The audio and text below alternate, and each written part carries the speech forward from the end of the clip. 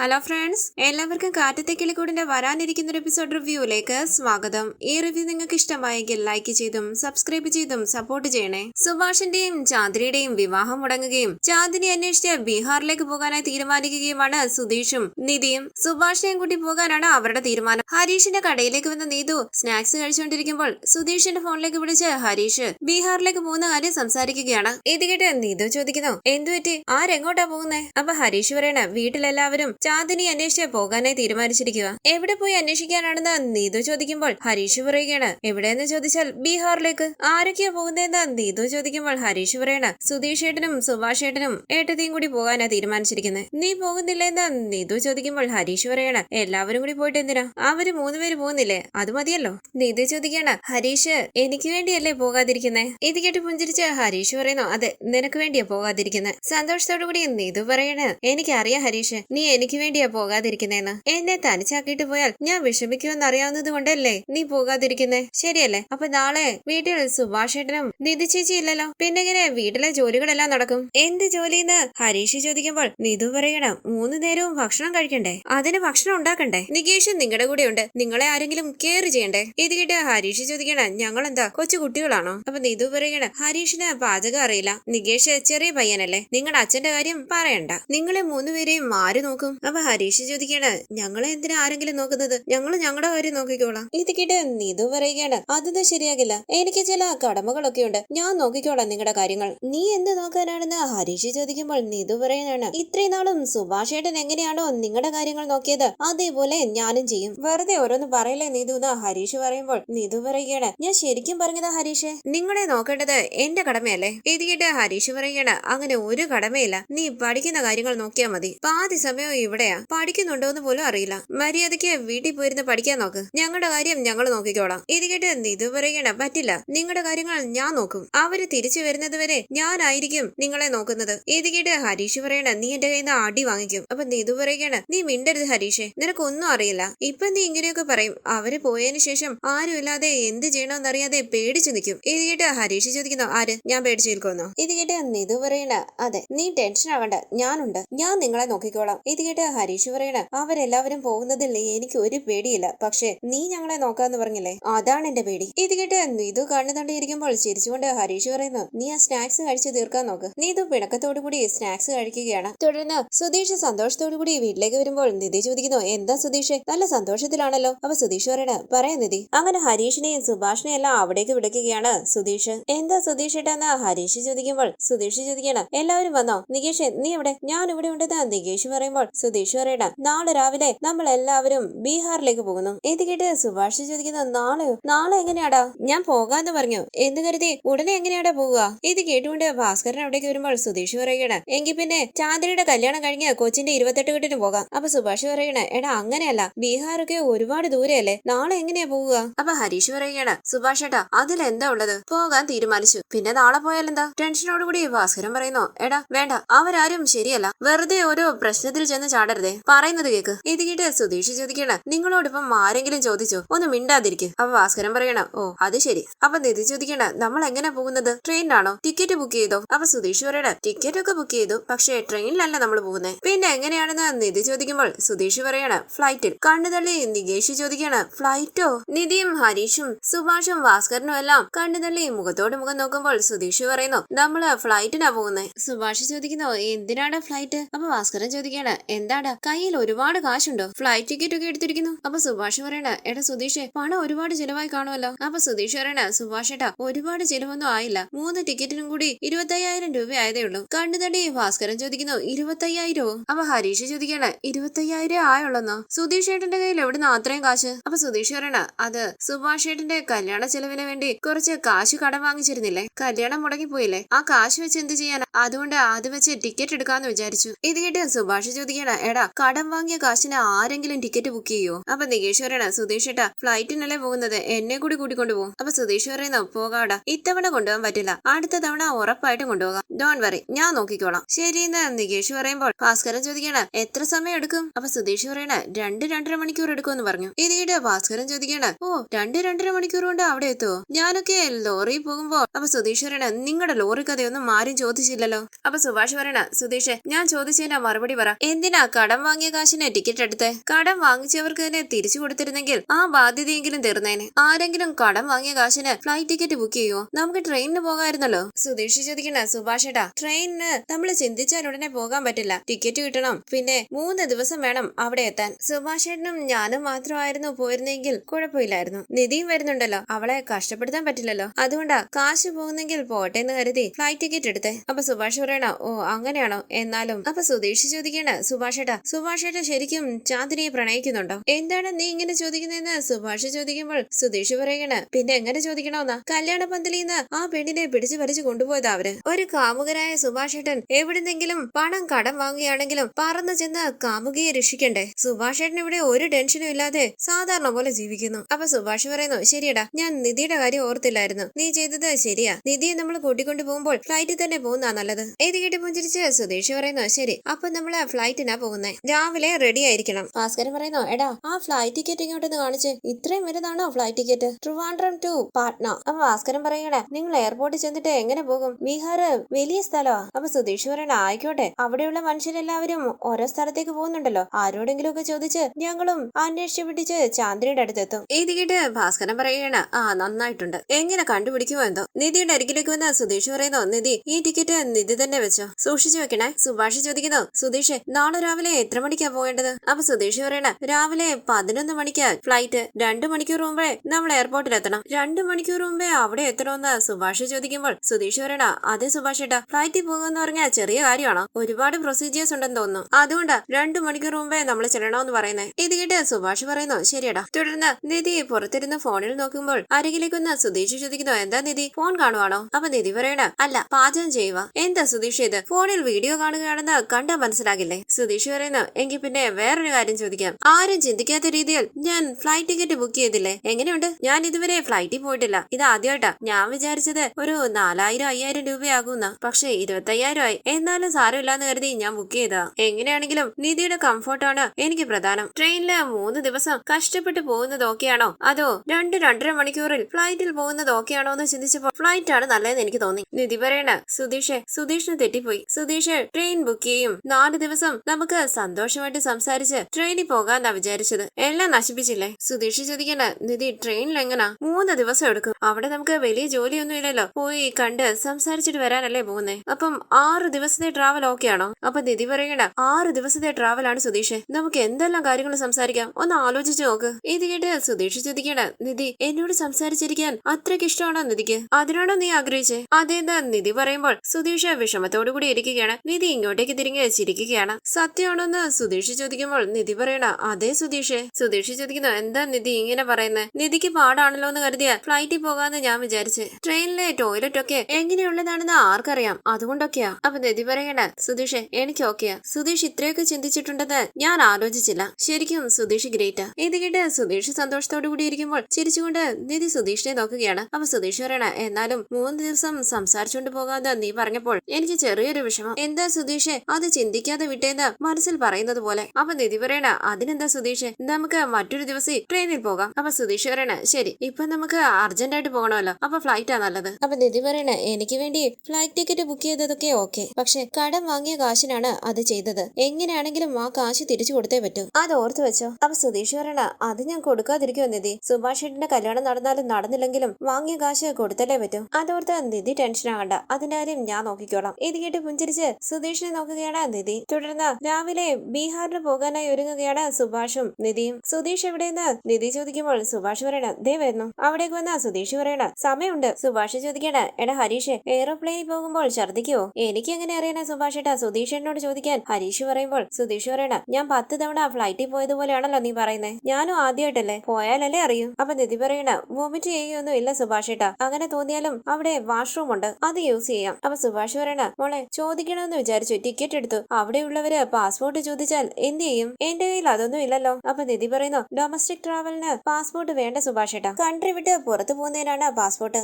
അപ്പൊ സുഭാഷ് പറയണ, ഓ അങ്ങനെയാണോ? എനിക്ക് അറിയില്ലായിരുന്നു, അതുകൊണ്ടാ ചോദിച്ചേ. പാസ്പോർട്ട് ഇല്ലാത്തത് കൊണ്ട് ഫ്ലൈറ്റ് കയറ്റുമെന്ന് രാത്രി മുഴുവൻ ആലോചിക്കുകയായിരുന്നു. മോളെ അവിടെ ചെന്നാൽ ചാന്ദിനിയെ കാണാൻ പറ്റുമല്ലോ അല്ലേ? അപ്പൊ നിധി പറയണ, കാണാം സുഭാഷ് ഏട്ടാ, അത്രയും ദൂരം നമ്മൾ പോകുന്നത് ചാന്ദിനിയെ കാണാൻ വേണ്ടിയല്ലേ, കാണാതെ എങ്ങനെ വരാനാ? അപ്പൊ സുധീഷ് പറയണ, സുഭാഷ് ഏട്ടാ, ചാന്ദിനിയെ കാണുക മാത്രമല്ല, പറ്റുമെങ്കിൽ നമ്മുടെ കൂടെ കൂട്ടിക്കൊണ്ടുവരാം. സുഭാഷ് ഏട്ടൻ വാ, നമുക്ക് നോക്കാം. നോക്കാം. അവിടേക്ക് വന്ന് നികേഷ് ചോദിക്കുന്നു, സുഭാഷ് ഏട്ടാ ഇറങ്ങിയോ? ആദ്യമായിട്ട് ഫ്ലൈറ്റിൽ പോവുകയല്ലേ, സന്തോഷമായിട്ട് പോയിട്ട് വാ. ഫ്ലൈറ്റ് മുകളിലേക്ക് പോകുമ്പോൾ മേഘമൊക്കെ അടുത്ത് കാണുന്ന പോലെ തോന്നും, അതൊക്കെ ഫോട്ടോ എടുത്ത് അയക്കണേ. അരികിലേക്ക് വന്ന് സുഭാഷ് പറയുന്നു, ഏടാ നികേഷ്, നിന്നെ ഹരീഷിനെ കൊണ്ടുപോകാതെ ഞങ്ങൾ മാത്രം ഫ്ലൈറ്റിൽ പോവുക, ഞങ്ങൾ തിരിച്ചു വരട്ടെ, നമുക്ക് കുറച്ച് കാശ് മാറ്റി വെച്ച് ഫ്ലൈറ്റിൽ പോകാം, നീ വിഷമിക്കേണ്ട. പുഞ്ചിരിച്ച് നികേഷ് പറയുന്നു, ശരി സുഭാഷ് ഏട്ടാ. നിധി പറയണ, നമ്മൾ ടൂറൊന്നും പോവുകയല്ലോ സുഭാഷ് ഏട്ടാ, ചാന്ദിനിയെ കാണാനല്ലേ പോകുന്നേ. നികേഷ് അതൊക്കെ മനസ്സിലാക്കിക്കോളും. ഇനി എത്ര തവണ ഫ്ലൈറ്റിൽ പോകേണ്ടതാ? അതെ സുഭാഷ് ഏട്ടാന്ന് സുധീഷ് പറയുമ്പോൾ ഹരീഷ് പറയണ, സുഭാഷ് ഏട്ടാ ഞങ്ങൾ ഓർത്ത് വിഷമിക്കാതെ പോകുന്ന കാര്യം നന്നായി വരണേന്ന് ആഗ്രഹിച്ച് ഇറങ്ങാൻ നോക്ക്. അവിടേക്ക് വന്ന ഭാസ്കരൻ ചോദിക്കുന്നു,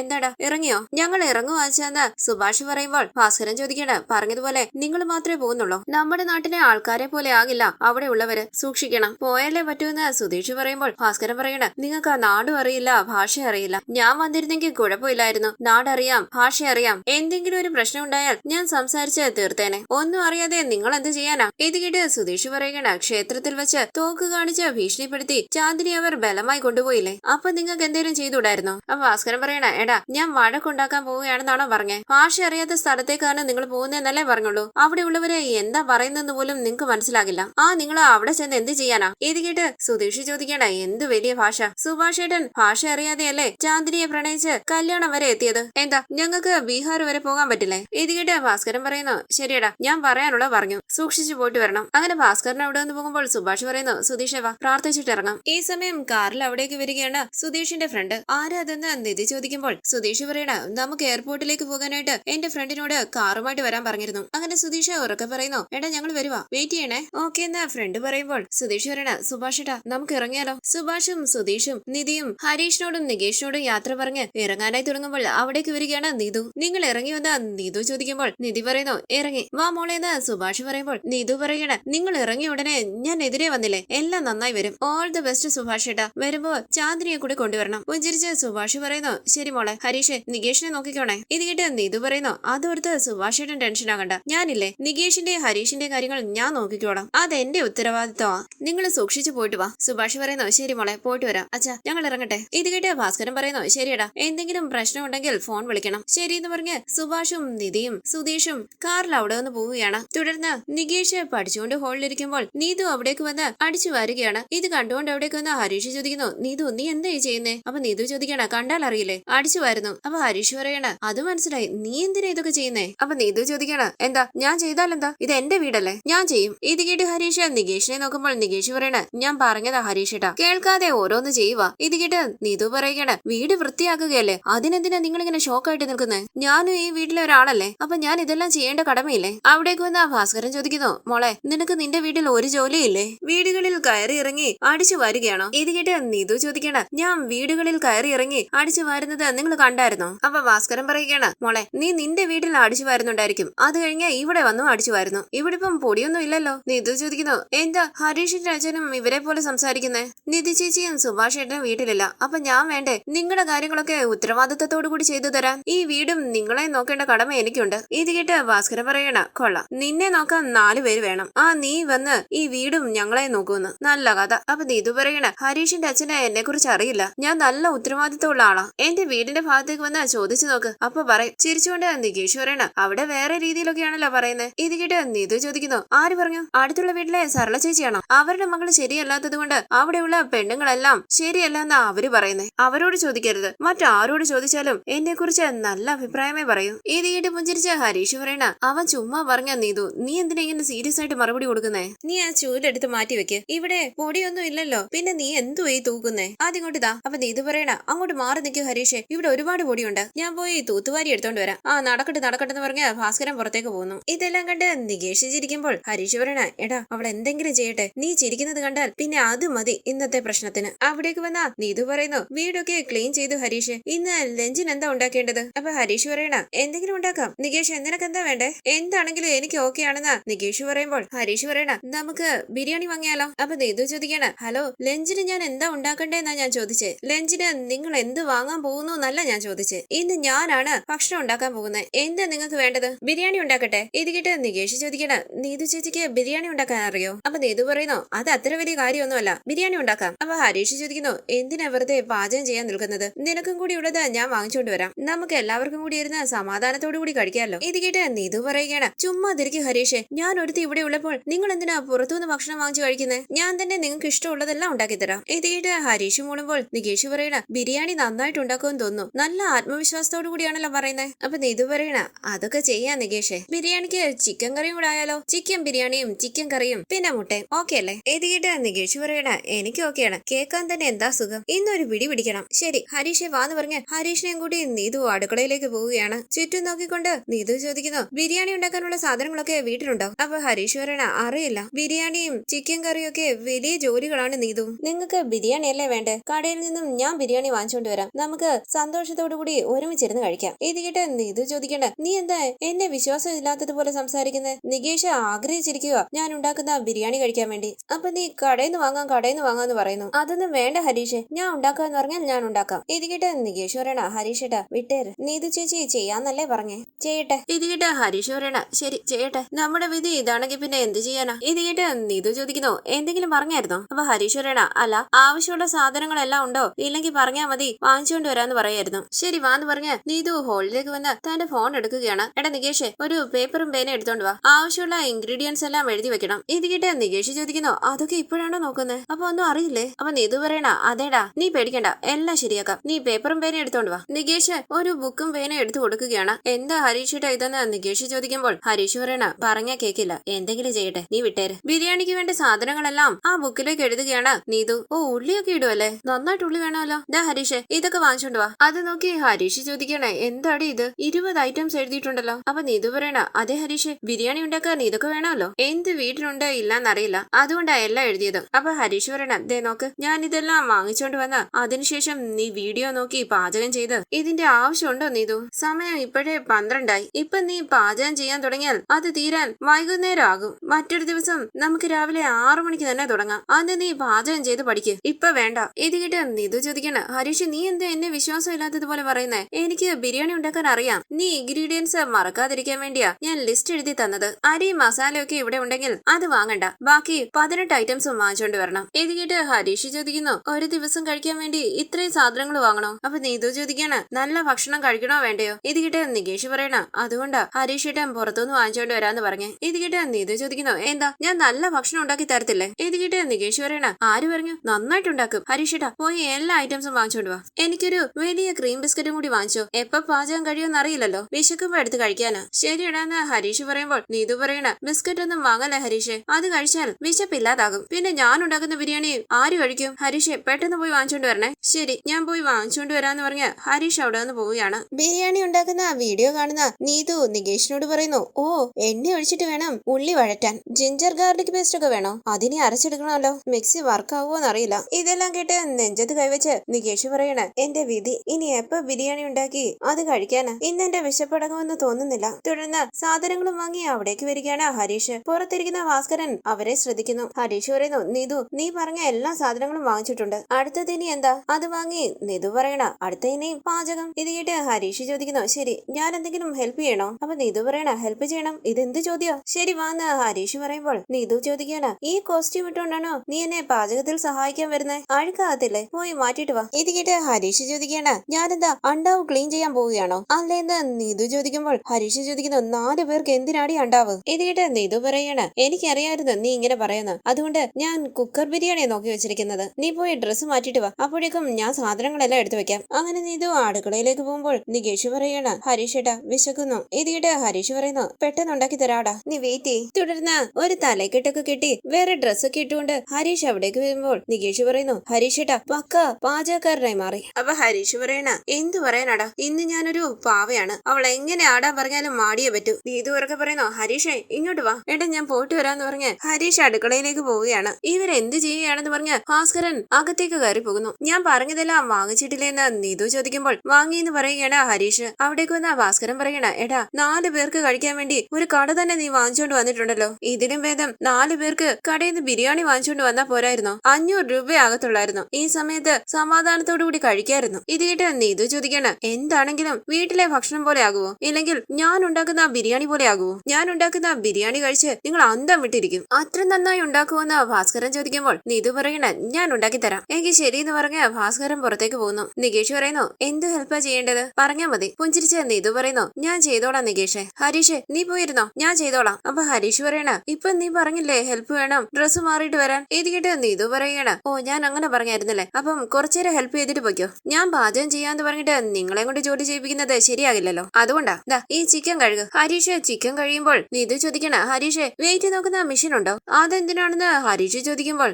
നീതു പറയണ ഉള്ളിയുടെ വെയിറ്റ് നോക്കാൻ വേണ്ടിയാ. ഉള്ളിയും തക്കാളിയൊക്കെ വെയിറ്റ് നോക്കി കൃത്യമായിട്ട് ഇട്ടാലേ ടേസ്റ്റ് നന്നാകൂന്ന് ഹരീഷ് പറയുന്നു. അതൊന്നും ഇവിടെ ഇല്ല. ഇത് കേട്ട് നീതു പറയണ ഇല്ലെന്നോ, എങ്കിൽ പിന്നെ ഞാൻ ഒരു അളവിലങ്ങിടാം. ഹരീഷ് മനസ്സിൽ പറയുന്നു ഇതെന്തൊക്കെ ഇവിടെ നടക്കുമെന്തോ. തുടർന്ന് നീതു കരഞ്ഞുകൊണ്ട് ഉള്ളി അരിയുകയാണ്. കണ്ണടച്ച ഉള്ളി അരിഞ്ഞ് കത്തി താഴേക്കിടുകയാണ് നീതു. ഇത് കണ്ട് ഹരീഷ് പറയുന്നു ഇങ്ങോട്ട് മാറി നിൽക്ക്, ഞാൻ അരിഞ്ഞുതരാം. ഉള്ളി പോലും അരിയാൻ അറിയില്ല. ഇത് കേട്ട് നീതു ചോദിക്കണം എന്ത് കത്തിയാ ഇത്? ഒട്ടും മൂർച്ചയില്ല. ഈ കത്തി വെച്ചാണോ സുഭാഷ് ഏട്ടൻ അരിയുന്നേ? കൈ പിടിക്കുമ്പോഴേ തെന്നി തെന്നി പോകുക. ഉള്ളി അരിയുന്ന ഹരീഷ് പറയണ നന്നായിട്ട് വരുന്നുണ്ടല്ലോ. നീതു പറയണ ഞാൻ കട്ട് ചെയ്തിട്ട് ശരിയാവുന്നില്ലായിരുന്നല്ലോ. ഈ കത്തി എവിടാണ് ഷാർപ്പായിട്ടിരിക്കുന്നതെന്ന് ഉപയോഗിക്കുന്നത് നിങ്ങൾക്കല്ലേ അറിയൂ. എങ്കിൽ പിന്നെ ഈ കത്തി കൊണ്ട് അരിയെന്ന് പറഞ്ഞ മറ്റൊരു കത്തി എടുത്തു കൊടുക്കുകയാണ് ഹരീഷ്. ഇത് നേരത്തെ തരത്തില്ലായിരുന്നു എന്ന് പറഞ്ഞ് തക്കാളി അരിയുകയാണ് നീതു. അപ്പൊ ഹരീഷ് പറയുന്നു ഇതിനൊക്കെ മുമ്പേ അരി കഴുകിയിടണ്ടേ. ഇത് കേട്ട് നീതു പറയണ അത് ശരിയാണല്ലോ, അത് മറന്നുപോയി. ബിരിയാണി അരി എവിടെ? ആർക്കറിയാവുന്ന ഹരീഷ് പറയുമ്പോൾ നീതു ചോദിക്കണ്ട നീ വാങ്ങിയില്ലേ? അപ്പൊ ഹരീഷ് പറയുന്നു നീയല്ലേ പറഞ്ഞത് അരി വാങ്ങണ്ട, ഇവിടെ കാണുമെന്ന്. ചുറ്റും നോക്കി നീതു ചോദിക്കണ്ട അരി എവിടെ? നോക്കട്ടെ എന്ന് പറഞ്ഞ് ഹരീഷ് ചുറ്റും നോക്കിയിട്ട് പറയുന്നു ദോ അതാണെന്ന് തോന്നുന്നു, എടുത്തു നോക്ക്. അതെടുത്തു നോക്കി നീതു പറയണ ഇത് ബസുമതി റൈസ് അല്ലേ? ഇതിലാണോ ബിരിയാണി ഉണ്ടാക്കുന്നത്? ഹരീഷ് പറയുന്നു അതെ ഇതിലാണ് ബിരിയാണി ഉണ്ടാക്കുന്നത്. ഇത് കേട്ട് നീതു പറയണ പക്ഷെ ഞാൻ ജീരകശാല അരി വെച്ച് ബിരിയാണി ഉണ്ടാക്കാനാ തീരുമാനിച്ചത്. ഇത് കേട്ട് ഹരീഷ് പറയണ എല്ലാം ഒരേപോലെ ഈ അരി ഇട്ടാ മതി. ബസുമതി റൈസിന് ജീരകശാല റൈസിനെക്കാട്ടിലും കുറച്ച് വെള്ളം മതി. ഇതൊക്കെ നിനക്ക് എങ്ങനെ അറിയാവുന്ന നീതു ചോദിക്കുമ്പോൾ ഹരീഷ് പറയണ സുഭാഷേട്ടൻ ഉണ്ടാക്കുന്ന കണ്ടിട്ടുള്ളതാ. ഇത് കേട്ട് നീതു പറയണ എനിക്ക് ഫ്യൂച്ചറിൽ അപ്പം ജോലി കുറവാണല്ലേ, ഇതെങ്ങനെ അളന്നെടുക്കുക? അപ്പൊ ഹരീഷ് പറയണ അതിനകത്തൊരു ഗ്ലാസ് ഉണ്ടല്ലോ, ഗ്ലാസ് എടുത്ത് നോക്കി നീതു പറയുന്നു ഇതിൽ അളവില്ലല്ലോ. ഇത് കേട്ട് നികേഷ് പറയണ ഭഗവാനെ രക്ഷിക്കണേ. ഹരീഷ് പറയുന്നു ആ ഗ്ലാസ് 100 ഗ്രാം ആണെന്ന് തോന്നുന്നു. ഇത് കേട്ട് നീതു ചോദിക്കുകയാണ് 6 ഗ്ലാസ് അരി ഇട്ടാ മതിയോ? 6 കൂടുതലാണെന്ന് ഹരീഷ് പറയുമ്പോൾ നീതു ചോദിക്കുന്നു അപ്പം 5 മതിയോ? ഹരീഷ് പറയണേ എന്നോട് ചോദിച്ചാൽ ഞാൻ എങ്ങനെ അറിയാനാ? നീ അല്ലേ ബിരിയാണി ഉണ്ടാക്കാന്ന് പറഞ്ഞത്. ദേ നോക്ക് നിനക്ക് എന്താ തോന്നുന്നതെന്ന് വെച്ചാൽ അതുപോലെ ചെയ്യാം, ഞാൻ ഹെൽപ്പ് ചെയ്യാം. ഇത് കേട്ട് നീതു പറയണ ഒരു കാര്യം ചെയ്യാം 3.5 ഗ്ലാസ് അരി ഇടാം. ഓക്കെ അരി എടുത്ത നീതു പറയുന്നു നികേഷേ അരി ഇടണം, വെള്ളം വെക്ക്. അരി കഴുകണ്ടെന്ന് ഹരീഷ് ചോദിക്കുമ്പോൾ നീതു ചോദിക്കണ ഓ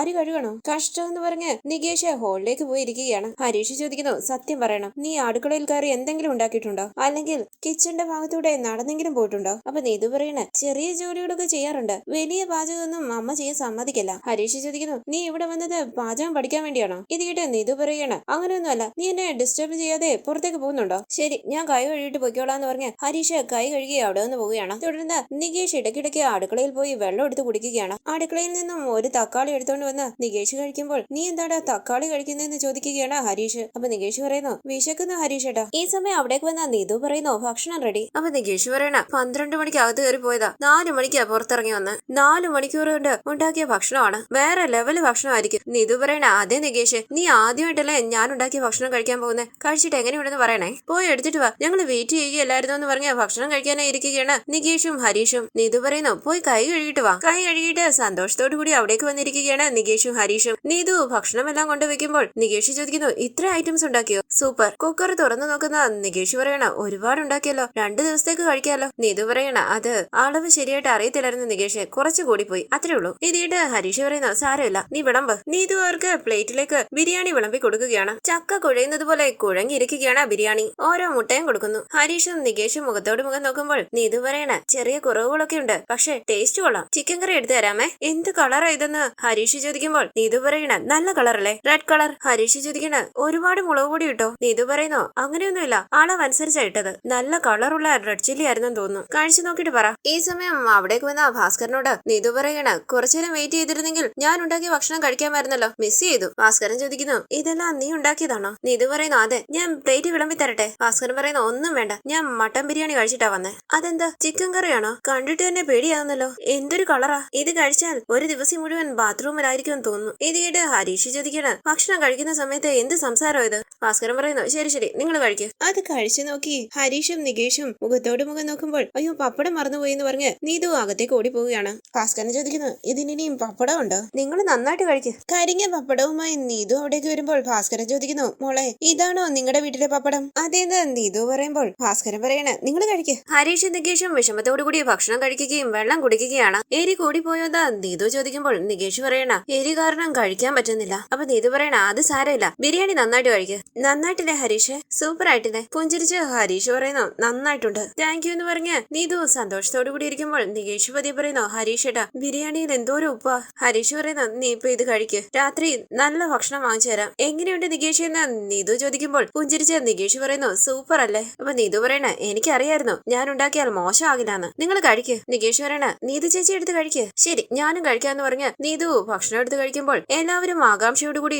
നീതുവിനെ നോക്കുകയാണ്. ഭക്ഷണം ഇറക്കാനാകാതെ നീതു ചോദിക്കുന്നു കറിക്ക് കുറച്ച് എരി കൂടുതലാണല്ലേ? അത് സാരമില്ല, കുറച്ചുകൂടി ഉപ്പിട്ടാ മതി. അങ്ങനെ നീതു കുറച്ച് ഉപ്പും കൂടി കറിയിലിട്ടിളക്കി നികേഷിനെ വിളമ്പി കൊടുക്കാനായി തുടങ്ങുമ്പോൾ നികേഷ് പറയുന്നു എനിക്ക് വേണ്ട, തനിയെ കഴിച്ചാ മതി. അത് കഴിച്ചു നോക്കി നീതു പറയണോ ഉപ്പ് കൂടിപ്പോയെന്ന് തോന്നുന്നു, നേരത്തെ നന്നായിരുന്നു, ഉപ്പിടണ്ടായിരുന്നു. സാരമില്ല, ഞാൻ തൈരും റൈസും കൂടി കഴിച്ചോളാം. നികേഷിനും കുറിച്ച് തൈര് എടുത്ത് കൊടുക്കുകയാണ് നീതു. തൈര് നന്നായിട്ടില്ലേന്ന് നീതു ചോദിക്കുമ്പോൾ ഭാസ്കരൻ പറയണ അത് കടയിൽ നിന്ന് വാങ്ങിയ തൈരാ, നന്നായിരിക്കും. അപ്പൊ നീതു പറയണ ഞാൻ ഉണ്ടാക്കിയ ഭക്ഷണം ആസ്വദിച്ച് കഴിക്കുന്നത് കണ്ടില്ലേ? ചിരിച്ചുകൊണ്ട് ഭാസ്കരൻ പറയണ അവരുടെ മുഖം കണ്ടാലേ അറിയാലോ. നീതു പറയണ കുറച്ചേരി കൂടുതലാ, ബിരിയാണിയും തൈരും കൂടി കഴിക്കുമ്പോൾ അറിയത്തില്ല. നന്നായിട്ടില്ലേ ഹരീഷ്? അതെ അതെ എന്ന് ഹരീഷ് പറയുമ്പോൾ ഭാസ്കരൻ പറയണ നീ ഭാഗ്യമുള്ളവനാ ഹരീഷേ, കുറച്ചുകൂടി എടുക്കട്ടെ എന്ന് നീതു ചോദിക്കുമ്പോൾ ഹരീഷ് പറയണ മതി, വിളമ്പിയപ്പോ തന്നെ കൂടുതലായിരുന്നു. നികേഷ് പതിയെ ഹരീഷിനോട് പറയുന്നു ഇവരിവിടുന്ന് പോയാൽ ഉടനെ എനിക്ക് മര്യാദയ്ക്ക് ഭക്ഷണം വാങ്ങിച്ചു തന്നോണം. ഹരീഷ് പറയുന്നു സോറിടാ, ഇവള് പോയ ഉടനെ നമുക്ക് നല്ലൊരു ഹോട്ടലിൽ പോയി ഭക്ഷണം കഴിക്കാം. ഭാസ്കരൻ പറയുന്നു ജീവിതം മുഴുവൻ ഹരീഷെ നിനക്ക് ഈ ഭക്ഷണം ആയിരിക്കും, ഭാഗ്യമുള്ളവനാ. അങ്ങനെ ഭാസ്കരൻ പുറത്തേക്ക് പോവുകയാണ്. തുടർന്ന്